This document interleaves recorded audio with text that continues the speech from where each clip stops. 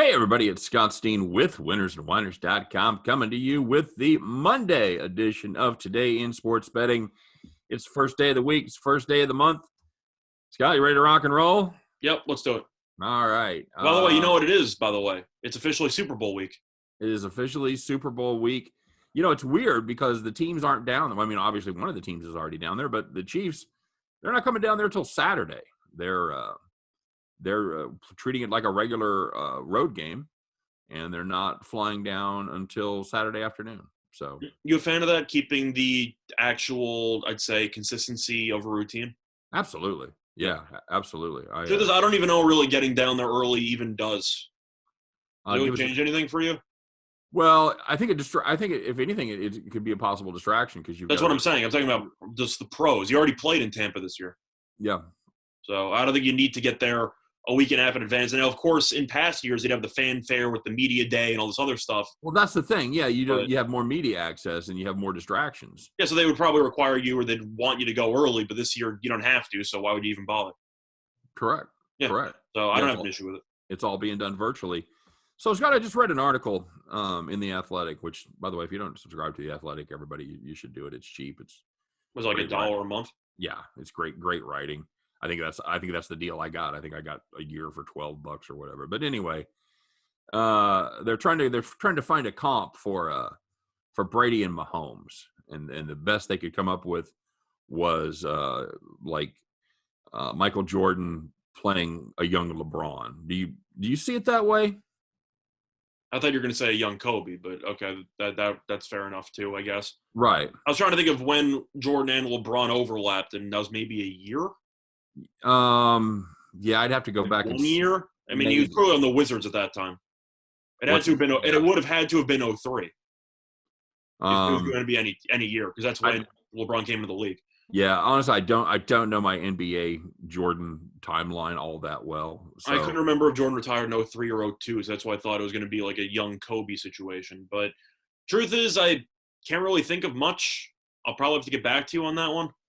But I can't really think of anything. So, Romo, it was basically an article about Romo and him just gushing about this matchup, how it's going to be an all-timer and everything. Well, he basically said that if Mahomes loses, he'll never catch Brady in terms of legacy.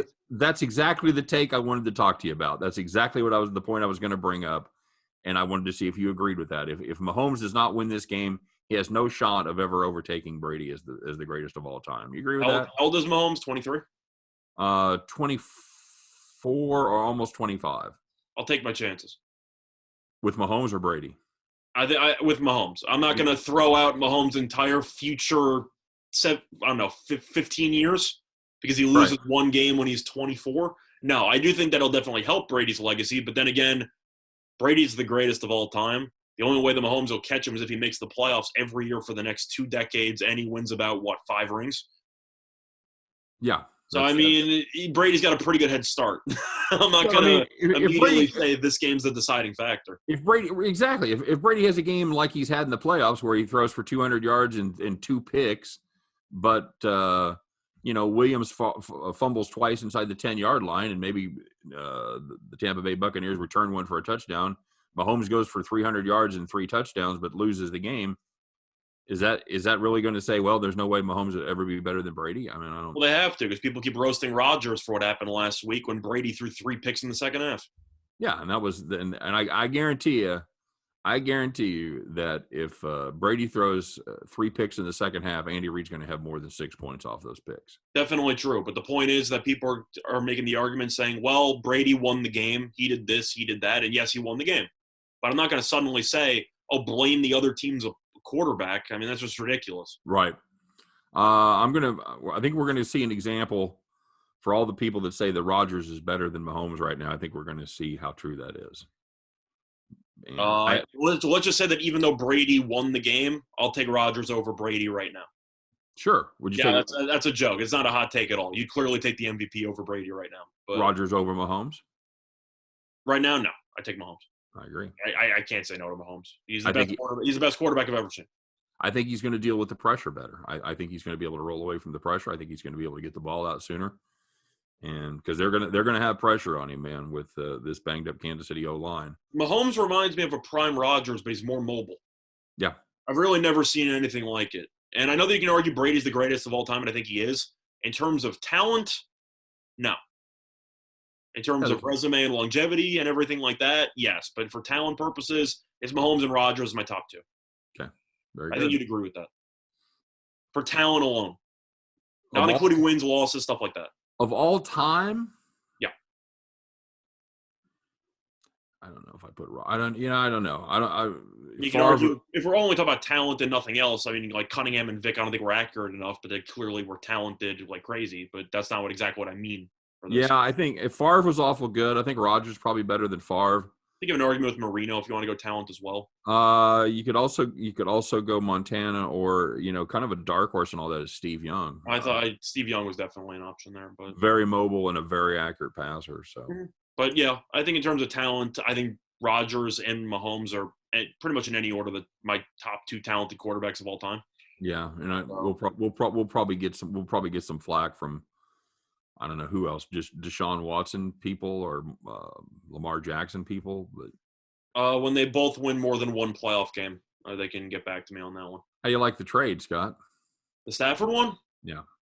Truth is, I think it's a situation where both teams kind of did it out of desperation. The Rams don't have another first-round draft pick till, I don't know, the year 3000. You're going to have to try to get by. But at the end of the day, you had such an albatross of a contract that you had to get out of, and you did. And Detroit basically acknowledged that we are going to be bad for a while. And truth is, it's not going to make Lions fans happy because they've been struggling for, I don't know, ever.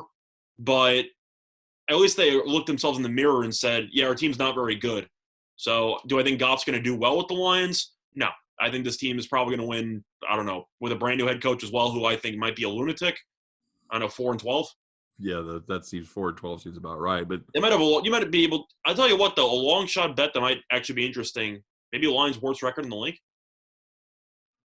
I have to see what Jacksonville does, but assuming that they end up getting Lawrence and they end up getting maybe a free agent or two, stuff like that. But Jets might be improved. A couple teams. I'm just saying, Lions dark horse candidate because they're clearly not trying to win now, and that defense is useless. So maybe worst record in the league there. You might get a good plus price. Here's my hot take for 2021: Lawrence is going to be a bust. Okay, that's a hot take. I think that he's going to be good, but not a savior. I think that's how I view him. I think he's a good quarterback, but he's not Andrew Luck or anybody like that. I think he's Sam Darnold is who he is. Okay, well that's a hot take. I'm not all the way there. You're on like 0.1. You're on the 1 up, and the 10 is him being a Hall of Famer. I'm in the 6 category. I think he'll be good. I think he'll be an above average starter, but I don't think he's going to be the superstar franchise changer. Fair enough. That's all I view. So just to recap, they gave up a 2 firsts, a third, and $50 million. Yep. To get the Jared Goff contract to Albatross. Detroit won the trade, but they're acknowledging for the next 4 years or however long Goff's there, we're not going to be good. I don't know that it's 4 years. I think they think they can make some noise 2 years from now in the 2022 season, maybe. I'm not talking about what they think. I'm talking about what I think. What I think is Goff is not a good quarterback. You don't think so? No. Goff, no. I didn't like him when he was in the league. You think 2018 was just a mirage? When he was in his middle of his ridiculous run with McVay to the Super Bowl, I remember they beat Kansas City in the Monday night game, and I still believed he wasn't very good. Okay. And I wrote it, and a lot of it seemed like it was just pure stubbornness because, of course, he ended up putting up 50-something points. They won the game and whatever. I never liked Goff. I really never thought he was that good, and I thought McVay was a genius. And it seemed like McVay pretty much got through Goff with some smoke and mirrors. Is that a fair statement? I know I'm higher on McVay than you are, but would you agree a lot of his production was smoke and mirrors? You mean due to the system? Yeah. Yeah, I think. Well, but I think isn't that true? Do you think Goff's a system quarterback? We're gonna find out. Yeah, we're gonna find out. I don't think Detroit has any system in place ever, so I don't think it's gonna work out with Goff in Detroit. But here's the thing: in that game against Green Bay, Goff threw 2 perfect passes in the end zone. And I'm going to give him passes for what happened in the playoffs because he was playing without a finger. Yeah, and playoffs he was fine. I'm not going to. They dropped them both. I mean, but if you catch those passes, this trade doesn't happen. Do you agree with that? Truth is, I think they would have traded him anyway. Do you really? You think really he goes to the NFC Championship game, and they still trade him? I think they would have. Huh. Okay. I think it was because I think it's also it's a win-win because on one hand you get rid of the contract, on the other hand you also prevent the 49ers from getting him. And I thought he was going to the 49ers. So you also prevent your rival from getting a massive improvement at quarterback as well. So I think that might have played an underrated factor. What do you think about – do you see the one team Stafford wouldn't go to? Patriots. What's up with that? What's up with that? I kind of like it. I do too. Do you think he just didn't want to play for Belichick? I think he's traumatized from Patricia. He doesn't want anybody to deal with that type of family. Yeah, that could be. All right, buddy. So let's talk a little college football. We got all week to talk Super Bowl, and I'm sure we will each day. Probably. What do you mean basketball? Because you just said football. What I say, football? No, see, I got football in the brain. Yeah, let's talk a little basketball today.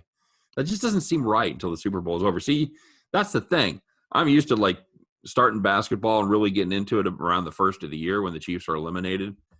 So for this whole extra month, my timing's still off. So my season's over as soon as opening kickoff happens in week 1. So I just have all the time in the world for basketball. Well, when the Jets are mathematically eliminated in September every year, that's not a good thing. Yeah.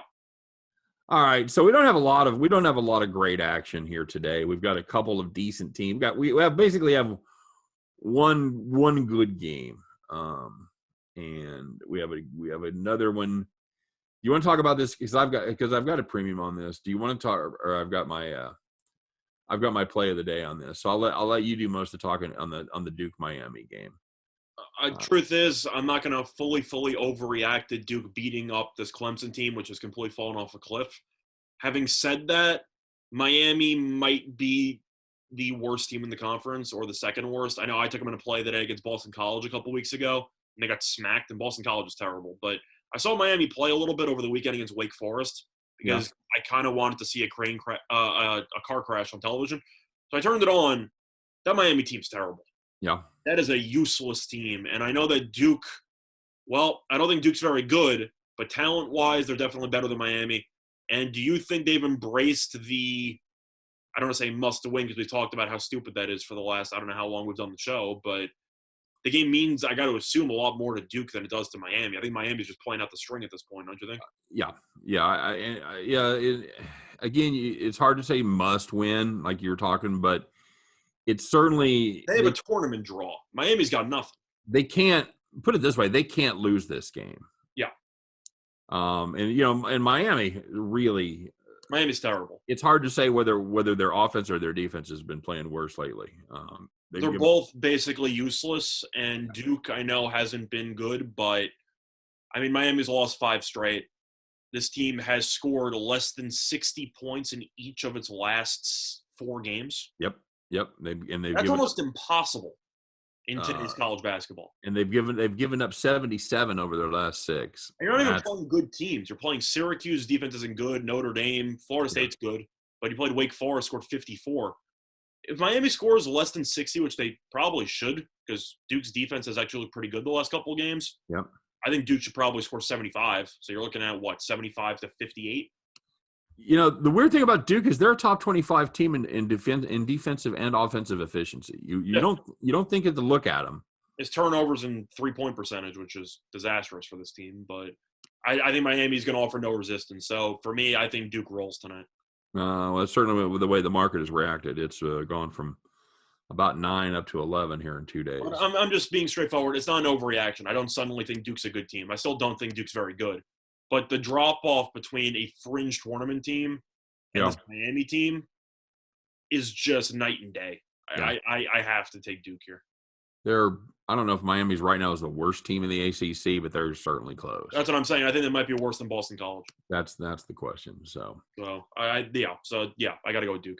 All right, and that is I got to play of the day on that one. Then my other one, I do have a premium on the Oklahoma Texas Tech game. Tech by 7. What do you think there, Scott? Well, in this game, you have a pretty significant injury that we need to talk about in Austin Reeves, who is Oklahoma's best player. However, because he has COVID, he's not going to play. Now, he also did not play against Alabama over the weekend, and unfortunately, Roll Tide ended up not rolling as Oklahoma ended up winning that game by 5. Impressive win by them. Almost blew it late, but held on. Oklahoma became the first team since, I believe, 1974 to beat 4 top 10 teams in the span of a month. Oh, they beat 3 in a week. Yeah. Yeah, that was they beat 4 in a month, which I think has not been done since 1974, I think. So, Oklahoma's been taking care of business, so good for them. For this matchup, though, I think Texas Tech's a different animal. Now, I got really, really lucky on a play over the weekend. I had some personal money on Texas Tech minus 3.5, which is probably the luckiest win I'll have all year. They were down 6 with about, a minute to go, and they won by 5, which is almost impossible. nice. But this Texas Tech team I'm not a big fan of, to be honest, offensively, besides McClung. Shannon a little bit has some talent, but I'm really just not a fan of this offense at all. Oklahoma, though, I will acknowledge is crafty, and they are feisty. So I think this game will be very close. Crafty and feisty? Both. Wow. They're both, which I know it's a massive criteria there. That's something. That's something else. But for me, I'm actually going to lean to Oklahoma. I know that the line has moved a lot. I just don't think Texas Tech's very good. And I'm also going to have a slight lean to the under. Oklahoma has been an under machine. If you look at this team, 6 of the last 7 have gone under. And right. I think if Oklahoma's going to keep this game close, they need to limit Texas Tech offensively. So for that reason, I'll lean to the under. No play officially, but I'll lean to Oklahoma and I'll lean to the under. Okay. All right. Very good. You have any thoughts on the total? I have to lean under too. I do. Although the Texas Tech defense has not been as good in years past. It has not, but I think you'll agree that without Oklahoma's number one shooter or playmaker or whatever you want to call it, I personally think that Oklahoma has to try to slow this game to a crawl. That's what they did against Alabama. They slowed the game down and they won the game. Yeah, it definitely stops their transition game a lot.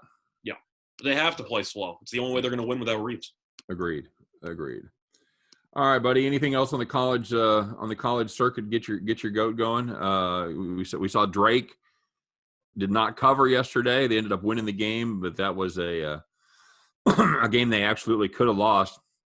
And I told you before the show that I had that pick written down, and I couldn't pull the trigger on it because 15-0. Mm-hmm. But I just thought like 19 and a half, 18 and a half, whatever you got that game at. I thought that was too many points. I just did. Well, I got to ask you a question here since it's on the card. Yes. You like 24 and a half with Grambling? Yes. No, I like Mississippi Valley State there too. I have to throw it out there. If they're on the card, we got to talk about it. That's another truck nuts play, man. I didn't have the balls to play that either, but yeah, and I probably won't play it in real life. But if I was going to play anything there, this Grambling team is just not good. Grambling team's terrible, but I had to ask you about it. The quality of the opposition hasn't mattered much when you're playing Mississippi Valley State. They've got some terrible. They've got 40-point losses, 50-point losses to conference teams, man. Yeah, it's a bloodbath out there. What do you play? Are you on Grambling here? No, I was just asking you about it. The one thing maybe I'll consider, but I'm probably not going to play it, is Jackson State. They're laying 11.5 against Pine Bluff. Jackson State's only 3-5, 3-0 in conference play, and Pine Bluff is 3-13, 2-5 in conference play. But Jackson State beat Alabama State by 16, Grambling by 14, Mississippi Valley State at home by 50. I think 11.5 is too low. I think Jackson State probably wins that game by 20. I mean, Pine Bluff's bad. We all know Pine Bluff's always bad. But they cover. They're 8-8 against the number. Then that means they cover half the time. I understand, which is the same number of times that Jackson State covers. But how many times Jackson State covered? They're 4-4. Okay, fair enough. But just based on current, I'd say form based on conference play, I'd lean Jackson State. But once again, this card is just bad. I thought maybe Evansville-Valpo under, but it's at 128. I mean, yeah. Evansville's playing in a bottom 5 pace in the entire country, according to KenPom. And they played it yesterday, and the game landed, I think it was 125. So, and Evansville in that game scored 70 points, shot over 60% from the floor. They only scored 70. They shot 60% from the floor. Nice. So I'll probably lean under there. But no, I'm kind of taking it easy. That's why I gave out an NBA play for my play today. I had yesterday, and I don't know if it's an all-time bad pick, but it's certainly a pick that was over the quickest. As I had Missouri State getting 6.5 against Loyola Chicago. Missouri State had done very well in that series at home. They'd covered 4 of the last 5. They're down 22-3 after 8.5 minutes, Scott. So my first pick in college football this season, I think, was Navy +2 against oh BYU. yeah, they lost by 52. Yeah. So I've had some bad picks as well in the past. It's fine. One thing you can say about the people that follow me, we may not win all the time, but at least you got the rest of your afternoon free. That is true. You can watch a movie, kick back. It's really not that bad. Spend some time with the family. Mm-hmm. You knew 2 minutes in, well, time to find another activity. Yeah. It was just absolutely brutal. Just brutal. So in the game yesterday that everybody was on, and including myself included, was the Syracuse game. I didn't touch it. I actually liked NC State in that game. Did you really? I didn't take it. So it's not like I said this to nobody because I only did a play that I video. We didn't have a joint video, but I just don't think Syracuse is very good. Well, what you usually expect better out of Syracuse is better defense, and that's the point. Defensively, they're a disaster. So I thought Syracuse would win. I just thought NC State, what are they getting, 7.5, 7? Oh well, we got it at 5. I'm saying it was at 7 though, right? It ended up at 7. There was a lot of looking for plays of the day. I ended up settling with the Raptors -5.5, which won. But I was actually looking at NC State. I decided not to because I don't trust NC State. But Syracuse, not good. No, they're not. I just thought in the land of the barefoot, the man with one shoe is king, and I thought they had one shoe on, but they didn't. I'm actually curious if you have any other expressions, but that one gets the job done. It really does. It does. Gets the job done. But yeah, I leaned NC State there, but. Once again, I hate picking between 2 bad teams. I did that over the weekend with Northridge. They lost outright to Cal Poly. I can do any body part, but it all revolves around body parts. You can do eyes, you can do arms, whatever it is, but it all circles back. So the man with one glass is king. In the land of the blind, the man with one eye is king. Man with one eye, yeah. Well, if it's the land of the blind, then the eye is pretty useless. But yes. But yes, I guess. But anyway, yeah, long story short, try to avoid betting on bad teams. Is that a fair statement? As he says, he talks about Grambling. Yeah, I guess that's... No, I said I wasn't taking Grambling. I'm just throwing it out there. Gun to your head, who do you pick? Gun to my head? Yeah, gun to your head. I'm probably pulling the trigger. No, but looking at that matchup, I got to lean Grambling until somebody covers something for Mississippi Valley. That team's terrible. I'm not going to touch it, but I figured we had to talk about it because it's a running joke on the show. Gun to my head. Are they making me watch the game? Yeah, that's what I'm saying. Gun to my head. Am I pulling the trigger? What are we doing here? Do I have to watch Mississippi Valley State play an entire game? The truth is, I actually kind of want to watch them play one full game just out of pure fascination. And they're never on. They're never on anywhere. I treat it like a damn science experiment on what not to do when playing a basketball game, I don't understand how they can be that bad. And year in, year out. I faded them earlier this year. So I faded Chicago State. Shame they had COVID because they shut the season down early. Yeah, they did the decent thing. They played so terribly. They just went, yeah, we're done. I remember one of my first plays in college basketball this season was Illinois against Chicago State. I think I laid 37.5. Oh, that had to be an easy win. They won by 50. Yeah. But I still, or like 59, I think. But yeah, I remember that. Good time. Right, so we've got just one NBA game on tonight, buddy. Yep. It's the Lakers and the Golden State Warriors. I'm kidding. No, it's not. It's the Suns Mavericks. Hey, how about that? Well, speaking of the Lakers, we had a good read on the Celtics over the weekend. Yeah, that worked out okay. Yeah. So I've got the Mavs. Let me get you an updated price here, my friend. I've got the Mavs -3. 216.5 is your total right there. Oh man, I really, really wanted to like this Phoenix team, Scott. I really did. You think I'm taking Dallas? No, I did. I don't know. This Dallas team is useless. I can't take to me, these are two teams that have been disappointing so far. Well, they also just played each other. So, yeah, I don't know how that factors into a rematch and if you think Dallas being motivated to get back after losing that game they probably should have won. But anyway, yeah, you can continue ranting about how disappointing these teams are. No, they are. I really expected. I mean, Phoenix is 10-8. It's not like they're awful. No, I know. I expect them to take that next step. I mean, I guess actually getting to the playoffs would be that next step. I mean, I guess what I'm telling you is, like, I expected them to skip a step. What do you think Phoenix is? 6 seed? Yeah, that's what it looks like they're going to end up as a six or a 7.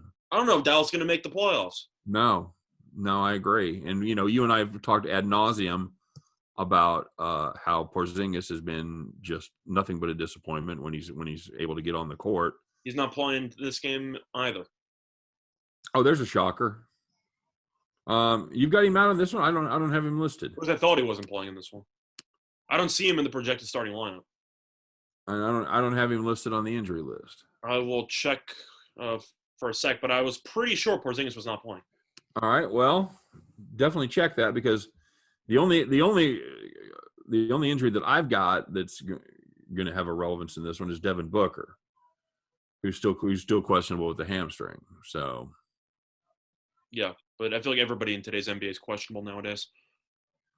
I don't even know what that means anymore. Yeah, I looked whether they played the last game or not. I mean, the only time they seem to not play when they're questionable is if they have a concussion, if some kind of a head problem. Yeah, but anyway, I'm looking at projected lineups. I don't see anything about Porzingis not playing, but I know he did not play the last game because he was resting a leg injury or a knee injury. Okay. But I don't see him in the projected lineup, so don't be surprised if he doesn't play. All right, so you're talking about the game the last game these two teams played. Phoenix wins 111-105. Dallas goes off as a 1-point favorite. Why is money coming in on Dallas? I was going to say there's money coming in on Dallas. I'm guessing it's going to be a reaction to Booker. I don't even know if I care, to be honest. I know Booker's a very good player and all, but I mean, didn't Phoenix just beat them without Booker? Yeah, so they did. I'm gonna take the Suns. Okay, all right. I'm not backing the team on a 5-game losing streak. I mean, Dallas can't offensively; they're challenged, and defensively, they're not very good. So, well, defensively they're okay, but not great. And offensively, Doncic, I'm bothered Dallas is so bad because I gave out a Doncic MVP future, which, don't get me wrong, is a lost cause if they don't make the playoffs. So his stats don't even matter if they don't make the playoffs. But well, I mean, this isn't a great. I mean, this over their 5-game losing stretch, Dallas has given up about $120 a game, about not good, 119.6 or whatever. So yeah, that's tough schedule though, very tough schedule. Yeah. They had those 3 losses, those 5 losses coming against Houston, Denver, 2 against Utah, and against Phoenix. So yeah, they're not probably 4 playoff teams. I mean, Houston's probably gonna make the playoffs. What do you think of Houston defense right now, buddy? We'll get into them in a second. Because I have a thought on that game against Oklahoma City, but yeah, I'd say Houston definitely not a bad team. Okay. So you got Phoenix there, whether Porzingis goes or not, and whether Booker goes or not, you don't care? I'm not going to play it, but I'll look to Phoenix because I don't know how you look at Dallas from what you've seen over the past week and change and say that's a team I want to spend my hard-earned money on. That's what I want to see. No, I can't. I just think Phoenix is the better team. I still don't know what Carlisle's doing with the minutes and stuff like that, but at the end of the day, Porzingis just isn't as good as they want him to be. And that's pretty much the end of the story when it comes to the Mavericks this season. Yeah, they've lost the 5 straight, 7 of 9. I don't even know what you do for adjustments. Besides, you just pray that a team like the Wizards will trade Beal for Porzingis, which makes no sense in the world. Nobody's trading Beal. That's what I'm saying. Like I don't like. What do you even hope for if you're Dallas? Maybe they get Jared Goff for him. Yeah, maybe. I'm just saying, like, what's the goal there if you're Dallas? Porzingis is not going to work out. I don't know if you can officially pull the plug yet on him. I mean, are you sure of that already? Truth is, yeah. Okay. Do you think he's going to stay healthy? He's already showing signs that he's not as athletic as he once was. His knees are already deteriorating, and he's never healthy. So that's my question. It's not necessarily a skill thing. It's more of just a dependability thing. It's a dependability thing, and I think that his skill has also deteriorated because of his health issues in the past. Was that a great deal for the Knicks or what? Well, truth is, it depends on what the Knicks really got for it, but it definitely made sense for the Knicks trading him at the time. Yeah, I think so too. I can't say that it's a great trade because I don't know if the Knicks capitalized as much as they should have, but they definitely got the better end of that deal. You know what? They're going to take a spin with the Mavericks for fun. Yeah, just on a snapback. The weird things happen on these back-to-backs. Yeah, that's why I mentioned it's a back-to-back because there is a little bit of uncertainty there. But I'll wait for Dallas to snap out of its funk until I actually suddenly am interested in betting them at the window. Although, and that's the thing. Dallas had no trouble losing both of them to Utah. I took the back-to-back angle on there because Mitchell was out and they got run out of the gym twice. Yeah, so. Yeah, they lose by double digits both games. So, they're due, Scott. Oh boy, Kyle Busch is still due somewhere. Give me only an under as well at 217. Yeah, that's I want nothing to do with that one. They went over by half a point last time, and it's gone up a point now. I don't want to get involved with the total. Yep, I'll take the Mavericks and hell, maybe even get that up to 3.5, 4 points by game time. Yep. All right. So what do you want to talk about? Do you want to talk about Houston a little bit? Well, yeah, just going through the card, I have a play today on the matchup between the Kings and Pelicans, but I was really close to taking the Rockets. I wanted them at -4 last night. Now it's up to -5 in most spots. Maybe you can find a 4.5 somewhere. But looking at Oklahoma City, we knew this team would be awful going into the year. Then surprisingly got off to a decent start, kind of like the Knicks, where you thought they'd be one of the worst teams in the league, and they were actually, watchable for more than about 3 minutes at a time. But Oklahoma City, over the last couple of, I'd say, times out, really not that great. Lost 4 of its last 6 games. Gave up 147 to the Nets in their last game. Surprisingly, though, Oklahoma City 8-10 overall, 1-6 at home. This team has really not been getting it done in the energy arena. And nope. Houston, 5 in a row, man.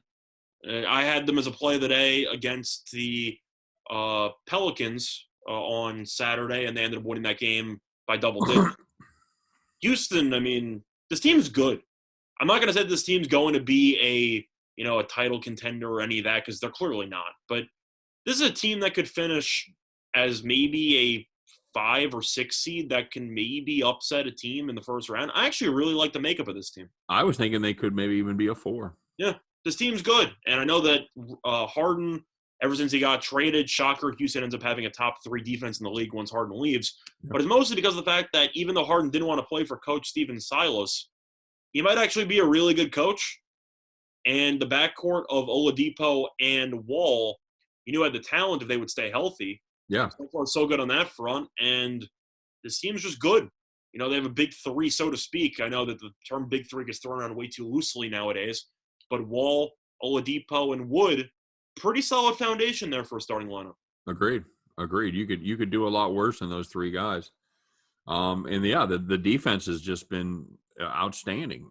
If they're giving up 103.6 points per game, which are projected over the entire season, that would put them in second as far as scoring defense goes. So and Oklahoma City is one of the worst offenses in the league. So I'm going to assume that Oklahoma City is going to struggle on almost every possession offensively. And I think Houston should be able to pick apart Oklahoma City's defense, which has been struggling a little bit lately, giving up at least 120 points in 3 of its last 5 games. So I like the Rockets. I think the Rockets will probably win this game by 10.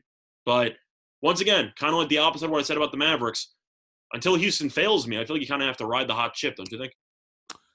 I don't necessarily disagree with that sentiment at all. Like I said, I do have a premium on this game as well. So okay, fair enough. But I do like the I do like the over in that spot. I will tell you that, Scott. This is, like you said, you touched on it. This is a Thunder team that doesn't play good defense, especially at home. They've given up 122 points per game in their 7 home games, including that 147 that the Nets hung on them last time out in a game that we had the over there. So we're actually on the right side of that one. The Nets are 15-1 to the over in the last 16.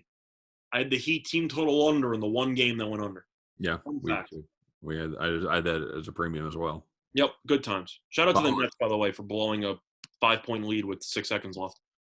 Well done indeed. Yep. Anything else from the NBA card to get you excited? No, not really. Lakers, I'm not touching because I can't. That team is just I can't back them on a regular basis. But one team to keep an eye on that I'm not going to be fully I'd say invested in, but something to keep in mind is Miami. Just because I know Butler's back now, and people are starting to seem to make a lot of noise going into the season. I don't know if they're going to cover in this game, just something to monitor from a distance. You think Miami at some point's going to look anywhere near as well as it did in the bubble, or do you think it's just a lost cause at this point? I don't know. I'm not quite ready to give up on anybody, especially since they've been without Jimmy Buckets. But that's what I'm saying. So I feel like they're a team that's worth keeping an eye on moving forward. Yeah, I think these next 3 to 5 games are going to be very important to see the direction Miami's going to go this season. Yeah. Kings and Pelicans. No defense. I have a play today on the total. Yep, that's the okay. Side. I'm not laying points with. No, I wouldn't touch the points with either one of those. But I don't want to talk about your play of the day. But you can talk about it because I like the over there, bud. Fair enough. I think that 233 is a little low. Do you see any? I just don't see any defenses. Kings defense is just dreadful. Pelicans. The only difference between the two of them, Pelicans can occasionally play good defense and play and go in scoring slump, but I think against the Kings, they're going to be able to put the biscuit in the basket, so to speak. So I think even though at 233, it's a pretty tall number, especially for this season. I think we're getting a good price there. Yeah. What's wrong with the Bucks, Scott? You're asking me? Yeah. Oh, I never noticed that the Bucks were a bad team. I've never mentioned the Bucks being underwhelming all season long. They're not good. Like I've said it numerous times. This team is not very good at basketball. I know that Giannis can put up 30-something points and do whatever he wants and whatever. But at the end of the day, he spends every possession starting at the perimeter. And every jump shot he takes, he misses what, like 80% of them? Seems that way. And he's not a great free throw shooter. Now, probably not accurate, but the bench is not very good. I think Forbes has some talent. I actually think Forbes is a pretty good shooter. But no, just Milwaukee seems like a team that decided to trade for a guy who they thought would be the answer in Drew Holiday, who I think has looked pretty good. But I don't think he's looked as good as they wanted him to be. But at the end of the day, the big three that they put together, simply put, isn't as dominant as they wanted it to be. And for that reason, the bench is shot because they traded half the resources to get Holiday in the first place. So I don't think this team's very good. I think this team will be a 3 seed or a whatever in the East, but they're probably going to lose in the second round again. That is 2 horrible losses that they've just put up back-to-back to New Orleans and Charlotte. Awful. And Giannis had huge games in those. So, his numbers were good and whatever, but yeah, I've seen what I need to see from Milwaukee. I saw the first game I saw them play was against the Celtics when Tatum hit that banked-in three-pointer to win the game and then Giannis bricked that free throw. And I knew as soon as I watched that game, Milwaukee's not it. It'll be a long season. It'll be a long season for the Bucks. You have the you got the Stones to take Portland in 9?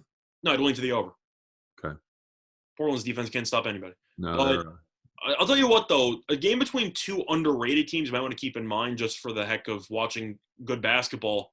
Spurs-Grizzlies. I actually like those 2 teams.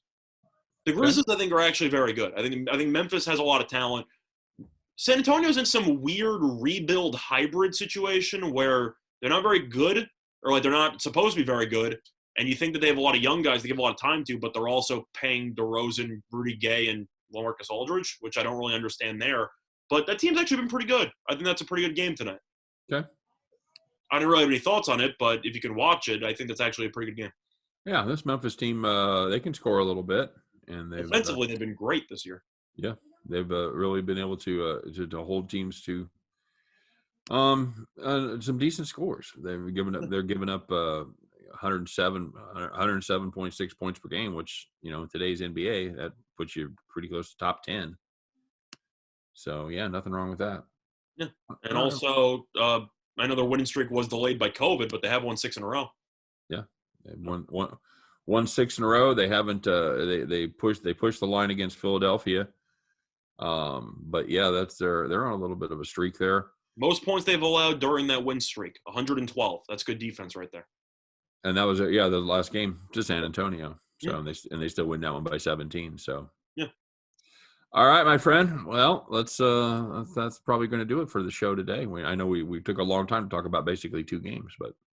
Yep, and we also mentioned some NFL stuff. I know it's Monday. We got to catch up. So we still also figure out how many shows we're going to be doing on the Super Bowl this week. It's going to be a couple, so keep that. I know you and I talked about doing a prop show and maybe having a guest on as well. Talk about maybe what some sports books are looking at. Yep. So yeah, stay tuned for that. Yep. And as always, if you're looking for more information on these games or any other games, don't forget to stop by and check out winnersandwhiners.com. Some of the finest handicappers in the world, some of the finest writers in the world. And hey, they're the same guys. So very, very good site. Make sure you stop by and check them out as well. And that's going to do it for us, for myself, for Scott Reichel, for all of us over here at Winners and Whiners. Appreciate you guys watching today. Don't forget to give us the like and the subscribe if you haven't done so already. We sure appreciate the effort. And, of course, we wish you guys nothing but the best as far as your games go today. Hope every one of those tickets in your pocket turns into cash money back at the window. You guys have a great day, and take care. We will see you tomorrow on Today in Sports Betting. Bye-bye, everybody.